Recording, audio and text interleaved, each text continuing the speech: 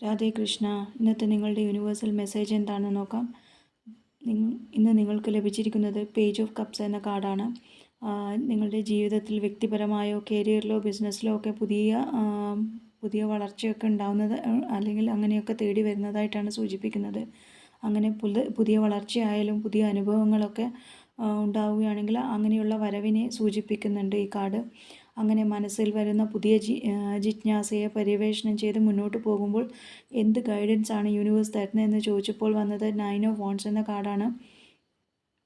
ജീവിതത്തിലെ എല്ലാ പ്രതികൂല സാഹചര്യങ്ങളെയും നിങ്ങൾ ധൈര്യത്തോടെയും കരുത്തോടെയും നേരിട്ടിട്ടുണ്ടെന്നും അങ്ങനെ ഉള്ള സാഹചര്യത്തിൽ നിങ്ങൾ ധൈര്യത്തോടെയും കരുത്തോടെയും നിൽക്കാനാണ് യൂണിവേഴ്സ് പറയുന്നത്. അങ്ങനെ പഴയ പരാജയങ്ങളെയൊക്കെ മറികടന്ന് പ്രശ്നങ്ങളെയൊക്കെ പ്രതിരോധിക്കാനുള്ള ശേഷി നിങ്ങൾ നേടിയെടുത്തിട്ടുണ്ടെന്നും അതുകൊണ്ട് തന്നെ ശക്തിയോടെ ധൈര്യത്തോടെ മുന്നോട്ട് പോകാനാണ് യൂണിവേഴ്സ് പറയുന്നത്. അങ്ങനെ ശക്തി നേടി മുന്നോട്ട് ഭയമൊക്കെ മാറ്റിവെച്ച് മുന്നോട്ട് പോകുമ്പോൾ എന്ത് ശ്രദ്ധിക്കണം, എന്ത് ആക്ഷൻ എടുക്കണം എന്ന് ചോദിച്ചപ്പോൾ വന്നത് 5 ഓഫ് സോർട്സ് എന്ന കാർഡാണ്. ജീവിതത്തിൽ ചില വിജയങ്ങൾ നേടുമ്പോൾ ഒന്നുകിൽ പരാജയമോ അല്ലെങ്കിൽ വിശ്വാസവഞ്ചനയൊക്കെ ചിലപ്പോൾ കാണിക്കേണ്ടി വന്നേക്കാമെന്നും അല്ലെങ്കിൽ നിങ്ങൾ നേരിടേണ്ടി വന്നേക്കാം.